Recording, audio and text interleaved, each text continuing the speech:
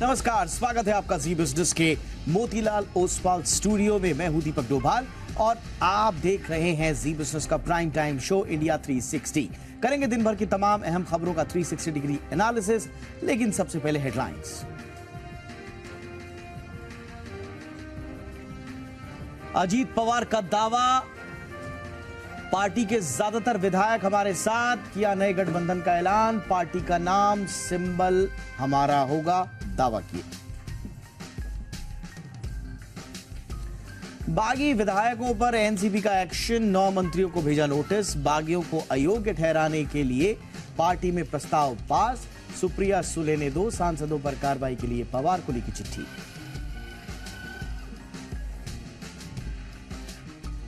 भतीजा अजीत पवार की बगावत के बाद शरद पवार ने भरी हुंकार, सतारा में किया शक्ति प्रदर्शन, कहा महाराष्ट्र में नहीं चलेगी जातिवाद की सियासत।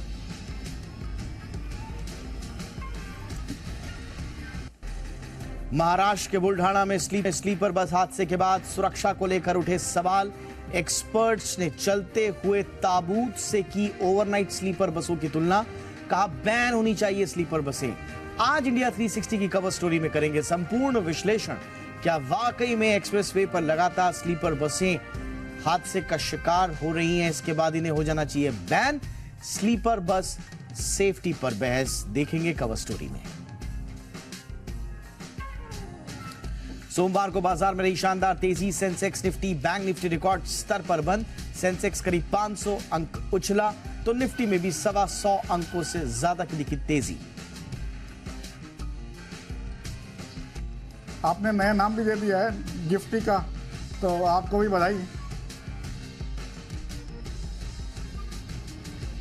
एनएसी के MD and CEO Ashish Chauhan को पसंद आया जी बिजनेस का नाम गिफ्टी। अनिल सिंघवी से खास बातचीत में बोले, गिफ्ट सिटी से निवेश के मिलेंगे बेहतर मौके। देश के सभी हिस्सों में पहुंचा मॉनसून, तय समय से 6 दिन पहले ही पूरे देश में दस्तक।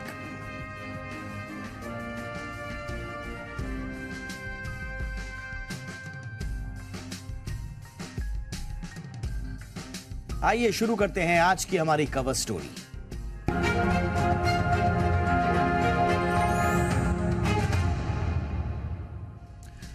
महाराष्ट्र के बुल्ढाना में हुए बस हादसे के बाद एक बार फिर से ओवरनाइट स्लीपर बसों की सुरक्षा पर सवाल उठने लगे हैं। यह पहली घटना नहीं है जब हाईवे पर स्लीपर बस हादसा हुआ हो। दिसंबर 2022 से लेकर अब तक समृद्धि एक्सप्रेसवे पर अलग अलग हादसों में 88 लोगों की मौत हो चुकी है। कुछ हादसों की बात करें तो पिछले साल अक्टूबर में महाराष्ट्र के ही नासिक में एक लग्जरी स्लीपर बस की ट्रक से टक्कर हुई थी। हादसे के तुरंत बाद बस में आग लग गई थी। इस हादसे में कम से कम 11 लोगों की मौत हुई थी और 39 से ज्यादा बुरी तरह से झुलस गए थे। इसी साल अप्रैल में कन्याकुमारी से कोयम्बटूर जा रही एक स्लीपर बस में भी इसी तरह का हादसा हुआ था। बस में आग लग गई थी, हालांकि समय रहते सभी यात्रियों को सुरक्षित निकाल लिया गया था। यही नहीं, यूपी से गुजर जाने वाली लंबी दूरी की कई स्लीपर बसें भी इसी तरह से हादसे का शिकार होती आई हैं। हालांकि बुल्ढाना में हुए इस हादसे को अब तक का सबसे बड़ा हादसा बताया जा रहा है, क्योंकि इस हादसे में 25 लोगों ने अपनी जान गंवा दी, जबकि 8 लोग बुरी तरह से जख्मी बताए गए हैं। हादसा इतना भीषण था कि लोगों को संभलने का मौका ही नहीं मिला। जो लोग छिटक गए, बाहर आ गए, वो तो बच गए, जिसमें ड्राइवर और क्लीनर भी शामिल थे, लेकिन जो अंदर फंसे रह गए, इतनी तेजी से पूरी की पूरी बस आग की लपटों में गिर गई कि लोगों को बचने का मौका तक नहीं मिला। इन हादसों को देखते हुए एक बार फिर से ओवरनाइट स्लीपर बसों को बैन करने की मांग उठने लगी है। बसों की बॉडी डिजाइन करने वाले एक्सपर्ट्स बता रहे हैं और इसकी तुलना चलते हुए ताबूत से कर रहे हैं। एक्सपर्ट्स की माने तो स्लीपर बसें यात्रियों को लेटने की सुविधा तो देती हैं, लेकिन इसमें यात्रियों के आने जाने के लिए बहुत कम स्पेस रहता है। जिन लोगों ने स्लीपर बस में कभी सफर किया हो या अंदर से उसे देखा हो, वो बात उनको समझ में आ रही होगी जो एक्सपर्ट्स कहना चाह रहे हैं। स्लीपर बसें लगभग 8 से 9 फीट ऊंची होती हैं। ऐसे में अगर कोई हादसा होता है तो यात्रियों के लिए इमरजेंसी गेट तक पहुंचना बड़ा मुश्किल हो जाता है। यही नहीं, रेस्क्यू टीम को भी भारी मुश्किलों का सामना करना पड़ता है, क्योंकि यात्रियों को बाहर निकालने के लिए 8 से 9 फीट ऊपर चढ़कर उन्हें बचाने की रणनीति बनानी पड़ती है। एक्सपर्ट्स की माने तो ये बसें सिर्फ भारत और पाकिस्तान में ही बनाई जाती हैं। ज्यादातर देशों में सुरक्षा कारणों से ऐसी बसें नहीं बनाई जाती। यात्रियों की सुरक्षा के लिहाज से अन्य देशों में ऐसी बसें नहीं बनाई जाती, इसलिए भारत में सेफ्टी पर सवाल उठने लाजमी भी है। ओवरनाइट स्लीपर बस हादसे के पीछे स्पीड को भी जिम्मेदार बताया जा रहा है। एक्सपर्ट्स मानते हैं कि समृद्धि एक्सप्रेस हाईवे की अधिकतम स्पीड 120 किलोमीटर प्रति घंटे है, जो काफी ज्यादा है। इससे इस हाईवे पर स्पीड लिमिट कम करनी चाहिए। स्पीड कम होने से हादसों में कमी आएगी, लेकिन कुल मिलाकर स्लीपर बसें सुरक्षा के लिहाज से ठीक नहीं बताई जा रही हैं और इसलिए स्लीपर बसों पर एक बार फिर से बहस चल रही है। दो खास मेहमान इस वक्त मेरे साथ हैं। परिचय आज के मेहमानों का करा दें। डॉक्टर पीएस पसरीचा सर हमारे साथ हैं, पूर्व डीजीपी हैं महाराष्ट्र के। पसरीचा सर, बहुत बहुत स्वागत है आपका। अनुराग कुलश्रेष्ठ जी हमारे साथ हैं, फाउंडर प्रेसिडेंट हैं ट्रैक्स के, एक जानी मानी संस्था है। बहुत बहुत स्वागत है अनुराग जी हमारे शो पर आपका। अनुराग जी, मैं आपसे ही चर्चा की शुरुआत करना चाहूंगा। और ये जो कहा जा रहा है कि सेफ्टी को लेकर बहुत सारे तरह के कंसर्न निकलकर सामने आ रहे हैं स्लीपर बसों में, क्या आप इत्तेफाक रखते हैं इन सेफ्टी कंसर्न से, और क्या वाकई में बैन हो जानी चाहिए?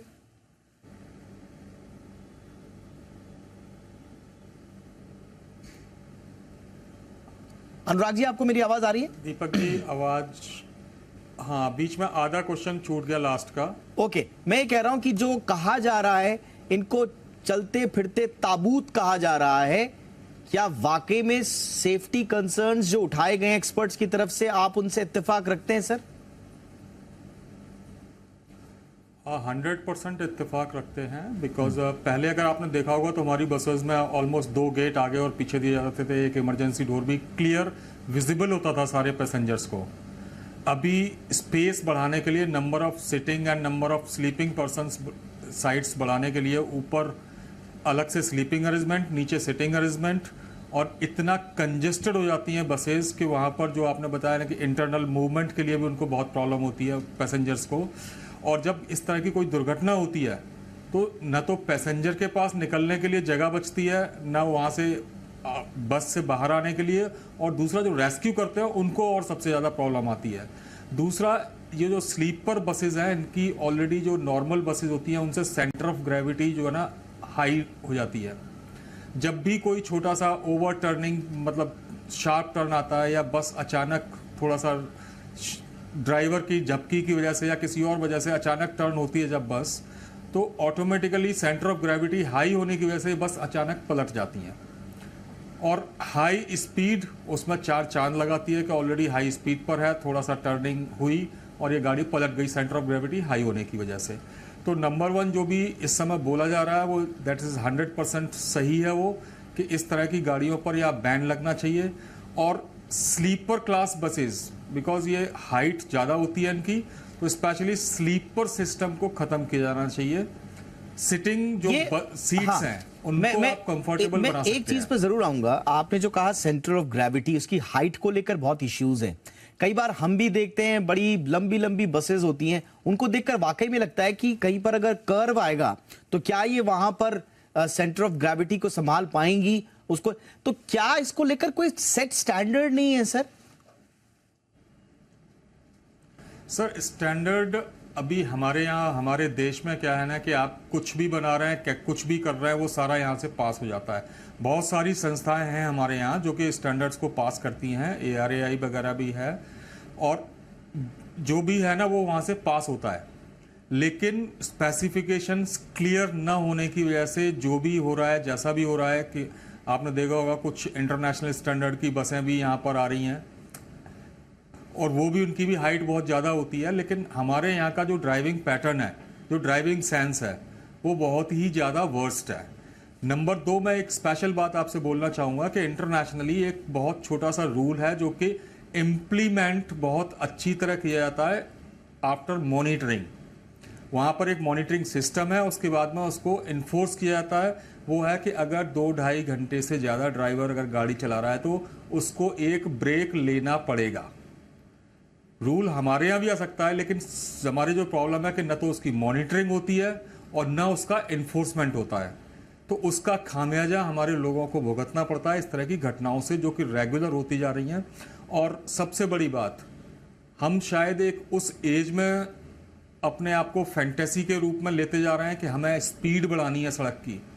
आपने देखा होगा कि पॉलिटिकल लेवल पर, ब्यूरोक्रेसी लेवल पर ये अनाउंसमेंट रेगुलरली होते रहते हैं हमारे चैनल्स पर, हमारे मीडिया में, कि घंटों का सफ़र मिनटों में। अब आप दिल्ली से मुंबई पहुंचेंगे 12 घंटे में, means you have to drive continuously. You are provoking the people to drive continuously for 12 hours. Definitely they will reach to the god, not to the Mumbai. तो सबसे बड़ी जो बात आती है कि आप जो साइड का जो प्रमोशन करते हैं उस चीज का, उससे प्रोवोक हमारे ड्राइवर्स भी होते हैं। उससे मैं पैसेंजर, एज ए पैसेंजर भी मैं कहता हूं कि अगर 12 घंटे का सफर है तो 13 घंटे तो हो जाए, लेकिन 14 घंटे नहीं होने चाहिए। तो I will keep on making pressure on our drivers. तो जो रेस्ट का एक टाइम चाहिए 2.5 घंटे के बाद में हर ड्राइवर ये बहुत इंपॉर्टेंट इशू है, मिलता और ड्राइवर फटीग करता है। ड्राइवर फटीग का एक इशू बहुत इंपॉर्टेंट है। फटीग अमंग बस ड्राइवर्स, ये बहुत सिग्निफिकेंट कंसर्न रहा है। और खास तौर से स्लीपर बसों का ही बात करें जो ऑपरेट करती हैं ओवरनाइट, सिर्फ स्लीपर बसें ही नहीं, जो नॉर्मल बसेस भी हैं उनमें भी ड्राइवर फटीग तो एक बहुत बड़ा इशू है। और ऐसे में अगर आपकी स्लीपर बसें हो जाएं, जो कि जैसा बता रहे हैं सर कि इनकी जो हाइट्स है उनमें सेंटर ऑफ ग्रेविटी के इश्यूज आ जाते हैं, इस वाली बस के केस में भी ऐसा ही कुछ समझा जा रहा है। उसके बाद हादसे की इंटेंसिटी जो है वो बढ़ जाती है। डॉक्टर पसरीचा, क्या वाकई में ऐसी स्थिति है सर कि रूल्स हैं, उनको जो जैसा मन में आ रहा है डिजाइन बना दे रहा है, हाइट का ध्यान नहीं रखा जा रहा, अंदर जो सेफ्टी कंसर्न्स हैं उनको उनको उनको नेग्लेक्ट किया जा रहा है? क्या ऐसी स्थिति है सर, इतनी अंधेरगर्दी है? नहीं, मेरे ख्याल में जो डिजाइन वगैरह है उसके ऊपर टिप्पणी करना ठीक नहीं होगा, क्योंकि वो बराबर ऑटोमोटिव रिसर्च जो इंस्टीट्यूट्स हैं ARI, उनके थ्रू जब तक पास नहीं होता तब तक इन बस को परमिशन नहीं मिल सकती, परमिट नहीं मिल सकता। व्हाट इज इम्पोर्टेंट इज कि 2-4 दूसरे जो फैक्टर हैं इन पे बैन करने की बजाय इनके ऊपर जो कुछ रेगुलेटरी जो मेजर्स हैं वो काफ़ी स्ट्रिंजेंटली फॉलो करने चाहिए। जैसे फॉर एग्जांपल नाइट जर्नी जो स्लीपर होती हैं उस पर 2 ड्राइवर होना आवश्यक है, 2 ड्राइवर। नंबर 2, हर 2 घंटे बाद, अभी आपके हर गाड़ी में GPS सिस्टम है, सो यू कैन नो कि क्या हो रहा है। तो हर 2 घंटे बाद 15 मिनट का हाल्ट बहुत जरूरी है, खास करके रात को 1:30 और 3:30 के बीच में। बड़ी वो जो जिसको आप ड्राइविंग हिप्नोसिस बोलते हो, क्योंकि रात को जब फ्रीवे में गाड़ी चल रही है स्पीड पे, आसपास कुछ दिखता ही नहीं सिवाय अपनी लाइट के, सब लोग सो रहे हैं, तो एक ऐसा सिस्टम आता है कि जिसपे झपकी लगने के चांसेस बहुत हाई हो जाते हैं। अब मान लो आप 90 किलोमीटर की स्पीड पे जा रहे हो, तो इसका मतलब है कि आप 1 सेकंड में 25 मीटर जाओगे। अब एक लेन की विड्थ होती है 3.7 मीटर, अगर आप चल रहे हो तो 1 सेकंड का फ्रैक्शन भी किया तो आप 2-3 लेने पार करके पता नहीं कहाँ के कहाँ पहुंच जाओगे। वही इस एक्सीडेंट में हुआ लगता है, जहाँ पे वो थोड़ा सा फ्रैक्शन ऑफ ए सेकंड में इशू आया और वो टक्कर मारती गई और उससे उल्टी हो गई, कंट्रोल नहीं रहा। रात का टाइम था और जब तक वो चीज़ होती तो अनफॉर्चुनेटली वो सारा इंजन, जो डीजल का जो था इंजन, वो फट गया और आग लगी वगैरह वगैरह। बट द पॉइंट इज, एक बड़ा इंपॉर्टेंट पॉइंट डोल साहब आपने किया और इन्होंने भी बोला है कि जैसे फॉरेन कंट्री में जो स्लीपर बसेज हैं उसमें बहुत बढ़िया तरीके से उनकी नंबर ऑफ सीट जो है बड़ी लिमिटेड है, वो मेरे ख्याल 32 के करीब ही है, उससे ज़्यादा नहीं है। तो वो 2 टियर सिस्टम है, ऊंचाई है लेकिन उतनी ऊंचाई भी नहीं है, और कंफर्ट लेवल बहुत है, और बीच में रास्ता बहुत है जाने के लिए काफ़ी ज़्यादा। मैंने खुद उस पर ट्रैवल किया है। और अगर आपके पास 2 ड्राइवर हैं जो हर 2 घंटे बाद आपस में चेंज कर रहे हैं और हर 2 घंटे बाद रुक रहे हैं, अगर स्पेस अच्छा है, सीट्स बराबर हैं, तो there should be no problem.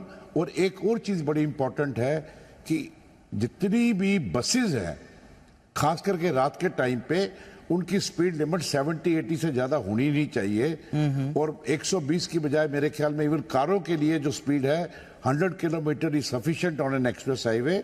Most countries have 100 और 110 किलोमीटर। तो हमें 120, 150 उस चीज में हमें पढ़ना नहीं चाहिए, क्योंकि मोटर व्हीकल लॉ में कार के ऊपर कोई स्पीड लिमिट नहीं है अनलेस स्पेसिफाइड। तो मेरे ख्याल में टाइम आ गया है कि उस पर स्पीड लिमिट एक रखनी ही चाहिए, और 110 के ऊपर तो होने का कोई मतलब ही नहीं होता। देखिए इसको और इसको थोड़ा बसों के समझना ऊपर पड़ेगा। speed देखिए limit- ये क्यों इंपॉर्टेंट है इसको समझना। इसको देखिए स्लीपर बसों का इस्तेमाल क्यों हो रहा है। एक तो हमारे देश में जो पब्लिक ट्रांसपोर्ट की व्यवस्था है, विदेशों में क्यों नहीं है ये प्रॉब्लम। विदेशों में इसलिए नहीं है प्रॉब्लम क्योंकि वहां पर फ्लाइट कनेक्टिविटी शानदार है, रेट्स वहां पर बहुत अच्छे हैं, चीपर रेट्स हैं, कंज्यूमर फ्रेंडली रेट्स हैं कंपेयर टू हमारे देश में। अब आप देख लीजिए। नंबर सेकंड, जो ट्रांसपोर्ट मोड्स हैं उनको आप देख लीजिए। लंबी लंबी दूरी की ट्रेन है हमारे देश में, थोड़ा सा अब आ रहा है, लेकिन लंबी दूरी की नई ट्रेन भी आप इंट्रोड्यूस करेंगे उन्हीं पुराने ट्रैक्स पर, तो वो एक लिमिटेड सोच लगती है। नए ट्रैक्स आप बनाएंगे, उसकी कैपेसिटी कैसे बढ़ाएंगे, ये एक बड़ा प्रश्न चिन्ह है। तीसरा, जो एक कंज्यूमर फ्रेंडली होना चाहिए पब्लिक ट्रांसपोर्ट सिस्टम को, वो है नहीं। ले देकर इन बसेस में वो लोग सफर तय करते हैं जो कम रेट पर किराया चाहते हैं, जिनकी जेब में ज्यादा पैसा नहीं है, लंबी दूरी की यात्रा करनी है, कंफर्टेबल जर्नी चाहते हैं, इसलिए करते हैं। अब आप इनके अंदर का अगर आप देखेंगे हिसाब किताब, जिसकी वजह से हादसे बड़े हो जाते हैं। 1+1+1 की कॉन्फ़िगरेशन में रहता है, एक साइड में 3-3 स्लीपिंग कोचेस रहते हैं, दूसरी साइड में भी इसी तरह। कहां से आदमी की जान बचेगी अगर अंदर चलने भर के लिए भी स्थिति नहीं है। तो ये और एक सिंगल जर्नी में 2-2 हजार किलोमीटर तक का ये सफर ये बसेस तय करती हैं। चाइना जैसी कंट्री में फेज आउट मैनर में बैन कर दिया गया है, दूसरी भी जगह पर बैन किया गया है। हमारे देश में कब ये स्थिति आएगी सर, अनुराग जी, कब ये स्थिति आएगी? कितने हादसे हम झेल रहे हैं। इतना विभत्स बुल्ढाना का हादसा हुआ, हृदय विदारक घटना थी। सर, जो आपने डोभाल जी बोला अभी इस बुल्ढाना वाले इस हाईवे के बारे में स्पेशली, इसमें सिर्फ 6 महीने हुए हैं, ऑलमोस्ट 88 डेथ, जैसे कि आप बता रहे हैं 88 डेथ हो चुकी हैं 6 महीने में। जी हाँ। स्पीड रिडक्शन का सबसे, हमारे जो एक यूनाइटेड नेशंस पर वर्ल्ड वाइड स्पीड रिडक्शन पर फोकस किया जा रहा है, शहरों के अंदर और शहरों के बाहर। हम लोग उस फैंटेसी में जा रहे हैं कि नहीं, हम अपनी रोड्स को जो है ना एयरवे बना देंगे। मुझे सेंसलेस माइंड, मतलब ये माइंडफुल एक जॉब या डिसीजन तो हो ही नहीं सकता। सिर्फ एक बात आती है कि अगर आप कोई विकास कर रहे हैं और विकास को रफ्तार से जोड़ रहे हैं, तो आपको लोगों का माइंडसेट और इन्फोर्समेंट लेवल और तीसरे नंबर पर मॉनिटरिंग, अगर ये तीनों चीज आपके पास नहीं है तो I think you are the murderer for that. अगर आप उस चीज को, स्पीड को, उस रोड को उतनी स्पीड से डेवलप कर रहे हैं और साथ में इन 3 चीजों को डेवलप नहीं कर रहे हैं, तो I think I am responsible for this, for these deaths, not the driver and not anyone. So first we have, हम लोगों को अपने ऊपर जिम्मेदारी लेनी पड़ेगी, ब्यूरोक्रेसी को अपने ऊपर लेनी पड़ेगी, पॉलिटिकल क्लास को अपने ऊपर जिम्मेदारी लेनी पड़ेगी कि हम ऐसी चीज डेवलप ना करें कि जिसका कि मॉनिटरिंग, एनफोर्समेंट हम साथ में न कर पाए। नहीं, देखिए अभी भी कोई चीज को डेवलप, देखिए कोई चीज को डेवलप ना करने की सोच, तो मेरे ख्याल से ये तो एक नकारात्मक बात होगी।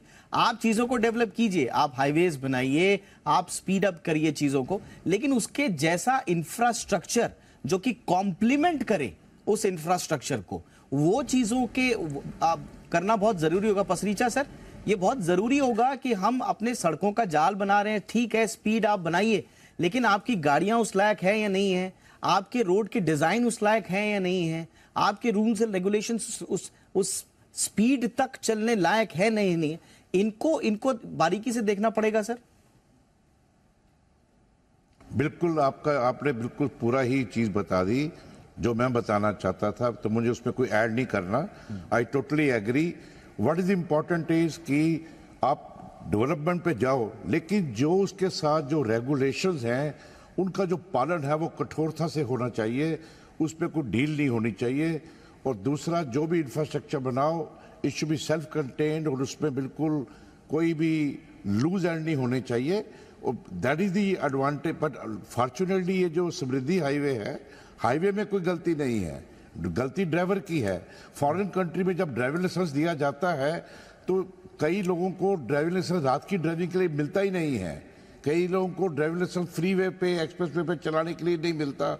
उनकी योग्यता देखकर ही दिया जाता है कि सिर्फ दिन में चलाएंगे, इतनी स्पीड पे चलाएंगे, रात को नहीं चलाएंगे।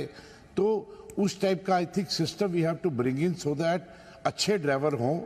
अगर आपके पास, जैसे आपने स्लीपर बसेस बोली है, 2 ड्राइवर हों, हर 2 घंटे में रुकते चले, स्पीड लिमिट 70-80 के करीब रखिए, और 2 टियर सिस्टम से ज़्यादा स्लीपर नहीं होना चाहिए, और जगह स्पेस वगैरह बराबर होना चाहिए। अगर इस तरह के हमने पूरी रेगुलेशन बनाए, उसको इन्फोर्स किया, I don't think there should be much of a or problem. देखिए इसमें बहुत सारी लेयर्स हैं। अब इसी की ये समृद्धि एक्सप्रेसवे की बात हो रही है। डेटा बता रहा है कि दिसंबर 2022 से, जिसका जिक्र हमने अपनी रिपोर्ट में भी किया, दिसंबर 2022 से 88 लोगों की जानें जा चुकी है एक्सीडेंट्स में महाराष्ट्र समृद्धि एक्सप्रेसवे में। और सबसे बड़ा इंपॉर्टेंट इसका एस्पेक्ट बताया जा रहा है रोड हिप्नोसिस। अब रोड हिप्नोसिस का जो कारण है वो स्वाभाविक रूप से रेस्टलेसनेस ऑफ ड्राइवर फटीग से जुड़ा हुआ इशू है। ड्राइवर क्यों लगातार अनवरत काम कर रहे हैं, ये एक नई लेयर है। ड्राइवर्स को तनख्वाह मिल रही है, नहीं मिल रही है, ड्राइवर्स का लिविंग स्टैंडर्ड बढ़ाने के लिए कुछ किया जा रहा है या नहीं किया जा रहा है, उसके लिए 2-2 शिफ्ट एक साथ करना मजबूरी क्यों है। ये ऐसी लेयर है कि जब खुलेंगी तो बहुत आगे तक जाएंगी। और इसीलिए हम कह रहे हैं कि एक सड़क पर एक हादसा जब होता है तो वो सिर्फ उस वक्त की जो तत्कालीन परिस्थितियां हैं उस पर डिपेंड नहीं करता है। उसके पीछे जो पॉलिसीज बनी हैं, उसके पीछे जो ब्रेन्स लगे हुए हैं, उसके पीछे जो पूरी की पूरी ट्रांसपोर्ट व्यवस्था में लीडरशिप लगी हुई है, जो ब्यूरोक्रेसी लगी हुई है, सबकी जिम्मेदारी तय होती है। इसीलिए कॉम्प्रिहेंसिव बिगर पर्सपेक्टिव का एक विजन आना चाहिए, तब जाकर शायद हमारी अप्रोच बदले। कब आएगा इसका इंतजार हमें रहेगा, जितनी जल्दी आए उतना अच्छा। बीच में अगर आप टाइम हो तो सर लास्ट 10 सेकंड है मेरे पास, ऐड कर लीजिए। हाँ, एक्चुअली डोभाल जी मैं छोटा सा एक्सप्लेन करना चाहता हूँ। पुणे मुंबई एक्सप्रेसवे पर rumble strips, that is TBM जो बोला जाता है, वो रोड पर लगभग 500-500 मीटर पर टीबीएम लगाए गए, जिससे कि एक झरझराहट वाली आवाज आती है, जिससे कि नींद खुलती है ड्राइवर की। अगर वो एसओपी के रूप में अगर पूरे देश में लागू किया है तो समृद्धि हाईवे पर असली कारण एक्सीडेंट्स ही था मुंबई पुणे हाईवे पर। बिल्कुल बिल्कुल। अगर वही सेम कारण समृद्धि हाईवे पर है तो सेम प्रोसीजर एसओपी वहां पर नहीं। बट सर मुझे sir rumble strip Anurag ji वहां क्यों नहीं है? Anurag ji with all due respect, मुझे इस आइडिया में एक फॉल्ट नजर आ रहा है। अगर आप एक ड्राइवर को 8 घंटे से ज्यादा चलाने पर मजबूर कर रहे हैं और बीच में आप जो कह रहे हैं कि साहब आपकी नींद खोलने के लिए हम वो लगा देंगे, वो गलत है। आप एक ड्राइवर को 8 घंटे की ड्यूटी में बांधिए ना, वो भी तो एक इंसान है। यहाँ तो ह्यूमन राइट्स का वायलेशन हो रहा है। अगर आप उसको 8-9 घंटे से ज्यादा काम करा रहे हो और कह रहे हो कि चलाते रहो, तुमको हम उठाने का मैकेनिज्म लगा देंगे। नहीं, इसमें जो एक एड ऑन करना चाहूंगा, हाँ। इसमें जो है ना ड्राइवर हिप्नोसिस जो आप बता रहे थे ना, हाईवे हिप्नोसिस, और जो हाँ। इसमें क्या होता है ना, फैटीग होता है। अगर आप क्योंकि लंबी रास्ता है, ड्राइवर एक मुस्त मुद्रा में बैठा रहता है, ना हाथ हिल रहे उसके, ना पैर हिल रहे, ना आंखें हिल रही। तो जब ये सिस्टम होती है तो माइंड एक तरह से जो है ना साइलेंट मोड में चला जाता है। यहाँ मैं एग्री कर रहा हूँ, यस सर, मैं अग्री यहाँ पे कर रहा हूँ कि अगर एब्सोल्युटली मैं अग्री कर रहा हूँ, मैं यहाँ पर एब्सोल्युटली मैं अग्री कर रहा हूँ। अगर विद इन जो प्रॉपर जो एक इंसान के लिए जो निर्धारित काम करने के घंटे हैं 7, 8, 9 घंटे, अगर उसमें उसको फटीग हो रहा है और उसके लिए ये जागृति के लिए, तब तो बहुत अच्छा है। लेकिन अगर वो उसको प्रोवोक कर रहा है इसके लिए कि वो 9 घंटे के बाद भी चलाता रहे, 10 घंटे के बाद भी चलाता रहे, तो वहां पर एक फॉल्ट। बहरहाल इस चर्चा को कभी और आगे ले जाएंगे, लेकिन आज हमारा ये स्लीपर बस को लेकर जो इशू था, इस पर हमने चर्चा की। हम उम्मीद करते हैं कि सरकार इस पर कोई जरूर एक बड़ा फैसला, ठोस फैसला लेकर आए। थैंक यू सो मच आप दोनों का वक्त निकालने के लिए। डॉक्टर पसीचा, thank you sir. Anurag Kulshreshtha ji, आपका भी बहुत बहुत शुक्रिया। ये थी आज की हमारी कवर स्टोरी।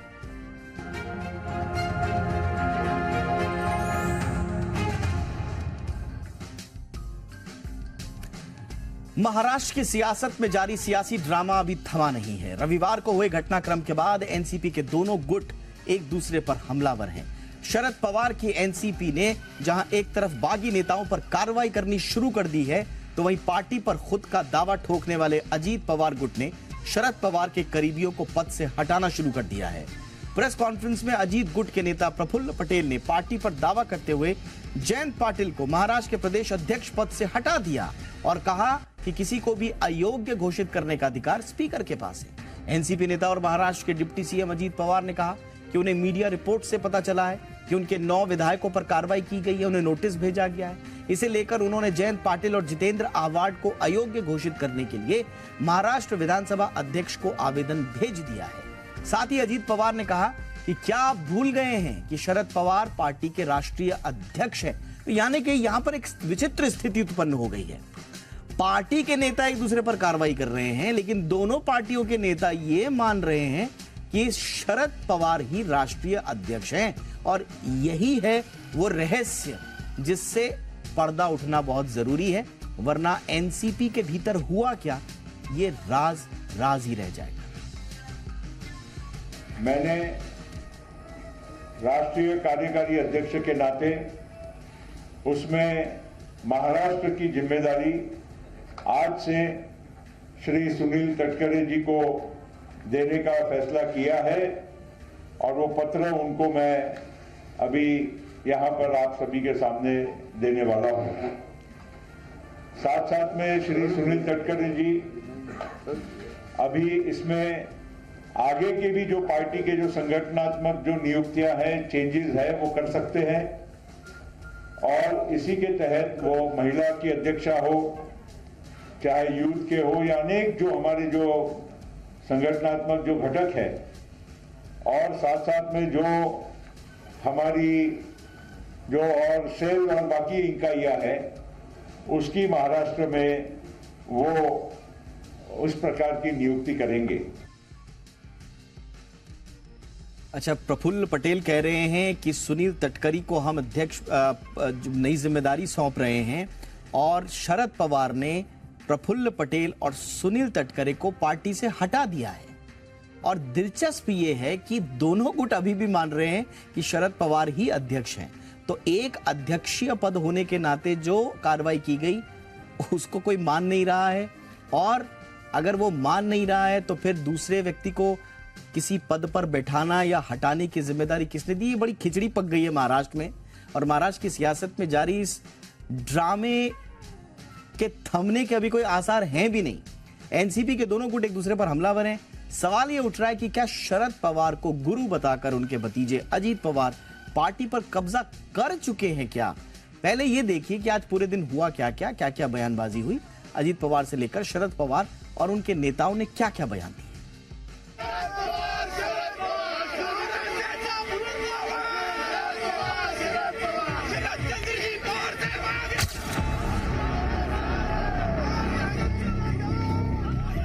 एनसीपी में रविवार को आए सियासी तूफान का असर सोमवार को भी दिखा। मंत्रिमंडल में नए सहयोगी बने अजीत पवार और एनसीपी के नेताओं का उप मुख्यमंत्री देवेंद्र फडणवीस ने अपने घर पर स्वागत किया, तो दूसरी ओर भतीजे की बगावत के शिकार एनसीपी अध्यक्ष शरद पवार ने मुंबई से दूर सतारों में हजारों समर्थकों के साथ शक्ति प्रदर्शन किया। मुंबई में पार्टी में जो भी टूट फूट हुई उसे भूल एनसीपी अध्यक्ष शरद पवार सुबह सुबह महाराष्ट्र के सतारा पहुंच गए। गुरु पूर्णिमा के दिन शरद पवार अपने राजनीतिक गुरु पूर्व मुख्यमंत्री यशवंतराव चौहान की समाधि पर पहुंचे। शरद पवार के साथ समर्थकों की फौज थी, इसे शक्ति प्रदर्शन माना जा रहा है। शरद पवार ने यशवंतराव चौहान को श्रद्धांजलि दी। उनके साथ कांग्रेस नेता पूर्व सीएम पृथ्वीराज चौहान भी मौजूद थे। हजारों समर्थकों को सतारा में जुटाकर शरद पवार ने बागी हुए भतीजे के सामने शक्ति प्रदर्शन किया। राजनीति के चाणक्य माने जाने वाले शरद पवार ने दावा किया कि 3 महीने में महाराष्ट्र में राजनीति फिर बदलेगी। महाराष्ट्र में एनसीपी में फूट के करीब 24 घंटे बाद deputy CM Ajit Pawar, NCP के कार्यकारी अध्यक्ष प्रफुल्ल पटेल और नए मंत्री बने एनसीपी नेता छगन भुजबल देवेंद्र फडणवीस से मिलने पहुंचे। मीटिंग के लिए जाते वक्त प्रफुल्ल पटेल ने एक बार फिर दोहराया कि असली एनसीपी अब वही है। देवेंद्र फडणवीस से एनसीपी नेताओं की मीटिंग करीब 1 घंटे तक चली।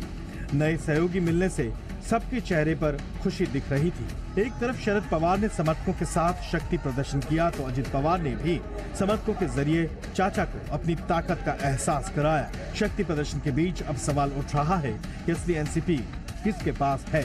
एनसीपी में भी बैठकों का सिलसिला जारी है। सांसद सुप्रिया सुले, जयंत पाटिल, एकनाथ खड़से और जितेंद्र आव्हाड ने मीटिंग की है। अब मंगलवार को शरद पवार मुंबई में अपने समर्थकों और नेताओं के साथ बड़ी बैठक करने की तैयारी कर रहे हैं, जहां पार्टी को बचाने के लिए शरद पवार आगे की रणनीति पर समर्थकों के संग चर्चा करेंगे। अंकुर त्यागी के साथ अश्विन पांडे, जी मीडिया, मुंबई। महाराष्ट्र में जो सियासी रण चल रहा है वो कोई संयोग है या राजनीतिक प्रयोग, ऐसे दावे इसलिए किए जा रहे हैं क्योंकि 2024 से पहले कई उलटफेर हो रहे हैं और राजनीति को करीब से समझने वालों का कहना है कि एक वजह यह बताई जा रही है कि महाराष्ट्र में एनडीए की सरकार अल्पमत ना हो क्योंकि शिंदे गुट के 16 विधायकों पर अयोग्यता का खतरा मंडरा रहा है। शरद पवार ताकतवर नेता हैं और उनको टारगेट करके 2024 के पहले विपक्षी एकता में सेंध लगाई गई है क्योंकि एकजुट विपक्ष से बीजेपी के मिशन 2024 को खतरा हो सकता है। महाराष्ट्र में जल्द होने वाले बीएमसी चुनावों पर भी एनडीए की नजर है और एकजुट महाविकास अघाड़ी गठबंधन से नुकसान होने की आशंका स्वाभाविक रूप से थी और 2024 को ध्यान में रखते हुए एनडीए ने महाराष्ट्र में अपना कुनबा बढ़ाने की कोशिश की है क्योंकि एकनाथ शिंदे के खिलाफ उद्धव ठाकरे के लिए सहानुभूति बढ़ने की बातें भी अंदर खाने चल रही हैं। तो इतने सारे फ्रंट पर जो डैमेज कंट्रोल हुआ है उसको ठीक करने, जो डैमेज कंट्रोल करने के लिए बीजेपी की एक रणनीति के तहत ये पूरा का पूरा घटनाक्रम देखा जा रहा है। वैसे शरद पवार राजनीति के चाणक्य माने जाते हैं। महाराष्ट्र से लेकर केंद्र सरकार में उन्होंने अपनी ताकत का एहसास अपनों के साथ साथ अपने विरोधियों को भी कराया है, लेकिन खुद के ही भतीजे के हाथों मात खाने के बाद शरद पवार आहत हैं। एक बार फिर अपनी ताकत इकट्ठा कर वापसी करने की बात जरूर कह रहे हैं वो, लेकिन सवाल यह है कि क्या वाकई में ऐसा हो पाएगा।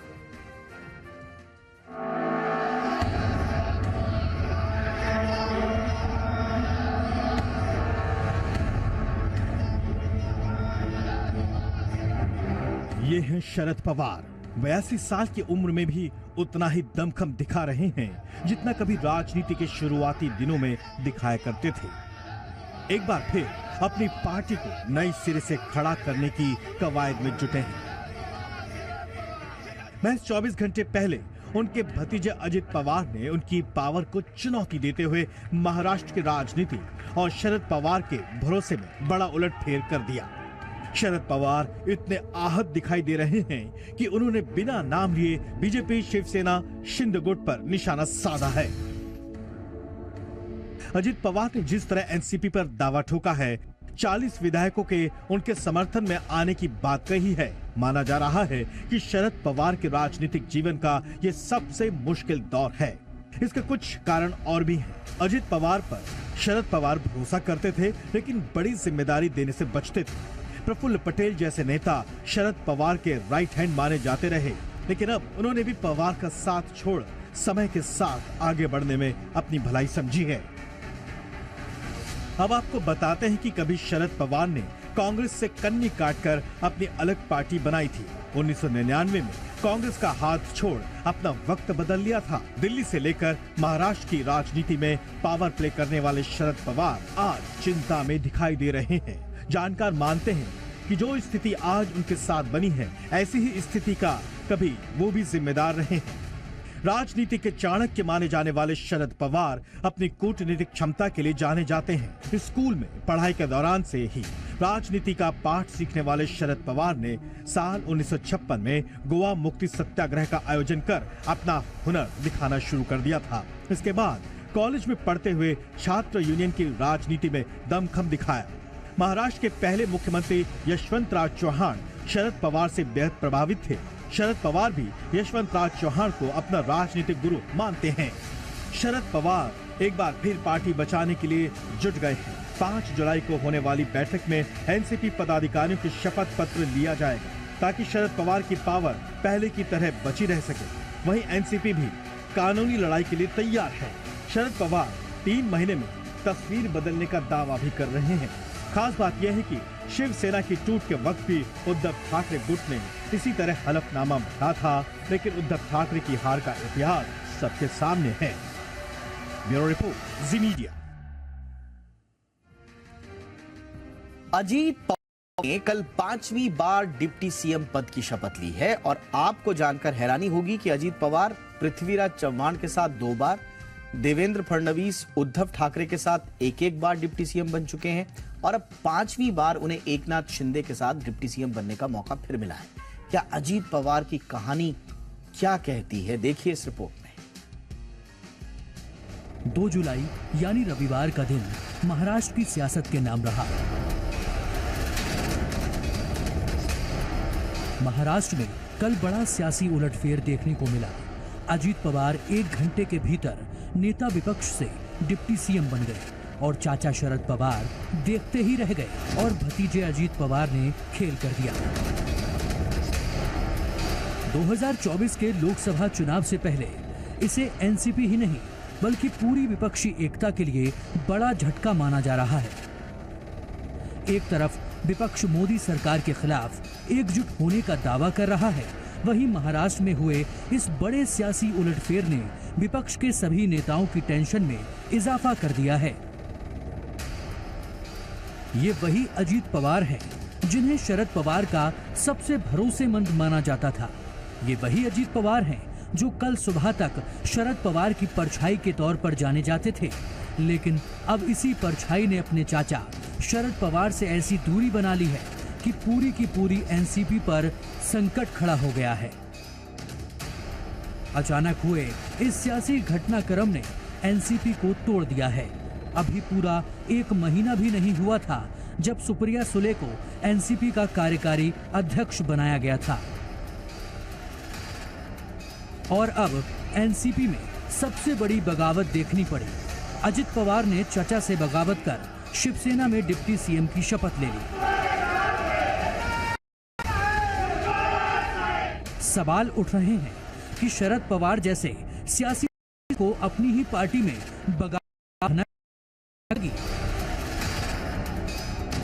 सवाल तो ये भी उठ रहा है कि क्या सियासी उलटफेर की पटकथा है। ऐसे में सबसे बड़ा सवाल तो यही उठता है कि आखिर अजित पवार अचानक बागी कैसे हो गए। अजित पवार की कहानी बड़ी ही दिलचस्प है। अजित पवार एनसीपी चीफ शरद पवार के बड़े भाई अनंतराव पवार के बेटे हैं। अजित के पिता बी शांताराम राजकमल स्टूडियो में काम करते थे। अजित पवार राजनीति में अपने चाचा के नक्शे कदम पर चलते हुए आए। सियासत में कदम के साथ ही अजित पवार एक राजनेता के तौर पर आगे बढ़ने लगे। 1982 में महज 20 साल की उम्र में अपने राजनीतिक करियर की शुरुआत करने वाले अजित पवार ने बड़ा मुकाम हासिल किया है। उन्होंने राजनीति में पहले कदम के तौर पर एक चीनी सहकारी संस्था के लिए चुनाव लड़ा। उसके बाद 1991 में पुणे जिला सहकारी बैंक के अध्यक्ष बने और 16 साल तक इस पद पर रहे। 1991 में अजित पवार बारामती लोकसभा सीट से सांसद चुने गए, लेकिन बाद में उन्होंने अपने चाचा शरद पवार के लिए ये सीट छोड़ दी थी, जिसके बाद अजित पवार ने पीछे मुड़कर नहीं देखा और बीतते वक्त के साथ अजित पवार और मजबूत होते चले गए। लेकिन एनसीपी में वो अपने कद और पद को लेकर सफल नहीं हो पाए। इस मसले में हमेशा शरद पवार ने उन्हें दरकिनार किया। हालांकि पार्टी के लोगों को ये बखूबी पता था कि अजित पवार अपने चाचा के सबसे भरोसेमंद हैं। कल जब से एनसीपी में फूट हुई है तो एक अफवाह चल रही है कि महाराष्ट्र की आंच अब बिहार तक पहुंचने वाली है। बीजेपी के कई नेता बिहार की सत्ताधारी पार्टी में बगावत का ला रहे हैं, तो कुछ नेताओं ने फूट की लहर यूपी में समाजवादी पार्टी तक पहुंचने की आशंका भी जाहिर कर दी है। ये है बिहार और अजीत पवार कौन होगा?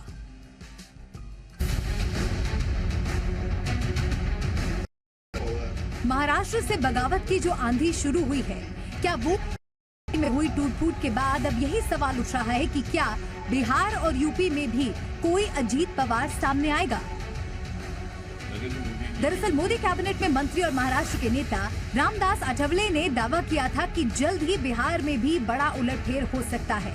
अब लोक जनशक्ति पार्टी के अध्यक्ष चिराग पासवान ने तो सीधे सीधे जेडीयू के टूटने की भविष्यवाणी कर दी है।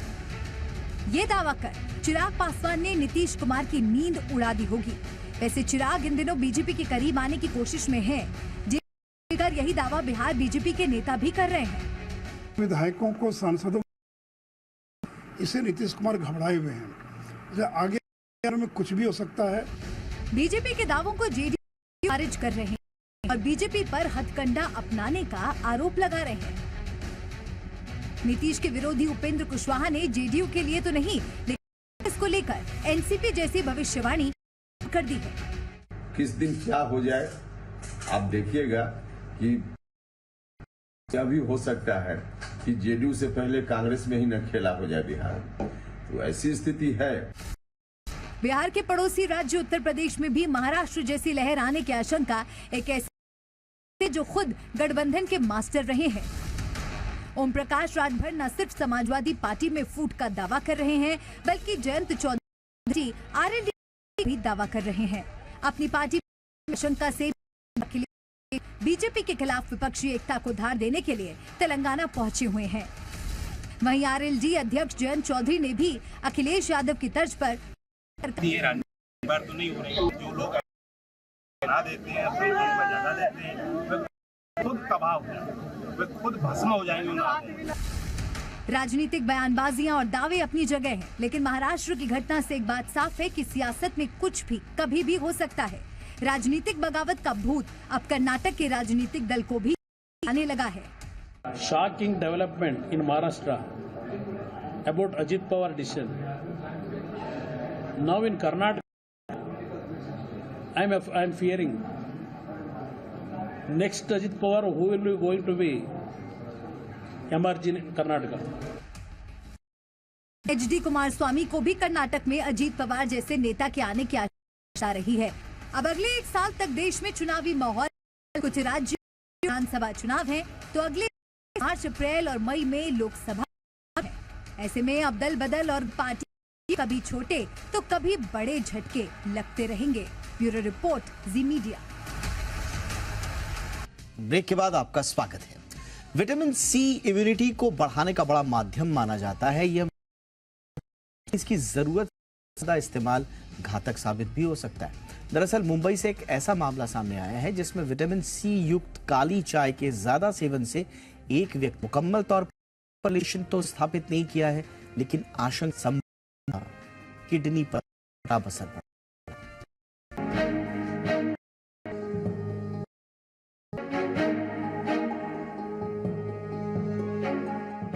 कोरोना काल के दौरान इम्यूनिटी बढ़ाने के लिए विटामिन सी का गैर सलाह के विटामिन एक ऐसा ही मामला मुंबई से काली लगी और उन्हें उल्टी की शिकायतों के साथ साथ भूख भी कम लगने लगी। डॉक्टर को दिखाया तो पता चला कि किडनी ठीक से काम नहीं कर रही। डॉक्टर्स ने उनके खान पान की दिनचर्या की जांच की तो पता चला कि मरीज रोजाना कई कप लेमन ब्लैक सेवन करते, किडनी पर असर पड़ा। यानी इम्यूनिटी बढ़ाने के चक्कर में विटामिन सी का सेवन गंभीर तौर पर बीमा खेला नहीं है। इससे पहले भी मुंबई में ही से जूझ रहे एक शख्स की विटामिन सी युक्त ब्लैक टी के सेवन के चलते किडनी खराब हो गई थी। खराब होने के चलते कैंसर का इलाज जिसके उनकी जरूरत ज्यादा विटामिन से मिनरल्स के साथ मिलकर छोटे छोटे कसे भी हैं और इसी के चलते शरीर के दूसरे अंग काम करना हैं। इतना ही होने से पाचन भी दिखा सकती हैं। फिलहाल 18 कम होनी चाहिए। 40 मिलीग्राम 1 से 8 के बच्चों रोजाना विटामिन सी की आवश्यकता होती है। खासकर अनार, टमाटर, स्ट्रॉबेरी के अलावा शिमला मिर्च, ब्रोकली और गोभी विटामिन सी के अच्छे स्रोत हैं। अगर इसके बाद में इनकी कमी रहती है तो इसका इलाज करने की बजाय डॉक्टर की सलाह लें। आपकी सेहतमंद रहेगा। ब्यूरो रिपोर्ट, जी मीडिया। देरी से दी लेकिन दुरुस्त दी खबर है। तय समय से 6 दिन पहले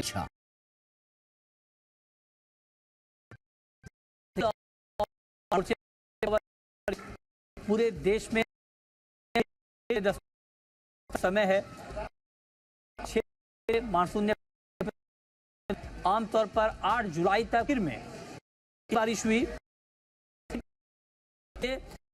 मोर्चे पर है, अगले में लगाया गया है और दिनों तक बारिश का अनुमान है। ये अपडेट है कि महीने में सामान्य बारिश लेकिन इसमें अच्छी बारिश सामान्य मानसून का, लेकिन उत्तर पश्चिम और उत्तर भारत में आशंका जाहिर का अपडेट है। अब जब आपको बता तब तक पर कम बारिश, तो पूर्व और उत्तर में 17 बारिश भी है और 1 जुलाई देखें तो बिहार में बहुत कम बारिश हुई है, 69% कम बारिश हुई है, पटना में 49% कम बारिश हुई है, 50 बारिश हुई है। प्रदेश के कौन कौन से ऐसे हिस्से हैं जहां पर सामान्य ज्यादा बारिश है? राजस्थान सामान्य के मुकाबले 188%, गुजरात 70%, में 29%, हरियाणा में 46%, हिमाचल प्रदेश में 25%। बारिश को लेकर ताजा अपडेट है के महीने को लेकर मिला मानसून के साथ साथ अल नीनो की गई है। तो वहीं उत्तराखंड के रुद्रप्रयाग में उफान पर है। भारी बारिश की वजह से नदी का जल जगहों खतरे के निशान को पार कर गया है। हालात को संगम 410 कर 45,150 किया है। ये आसान नहीं था को पूरा कर दीपक पारेख और के मिस्त्री की अहम भूमिका रही। आज रात अंशु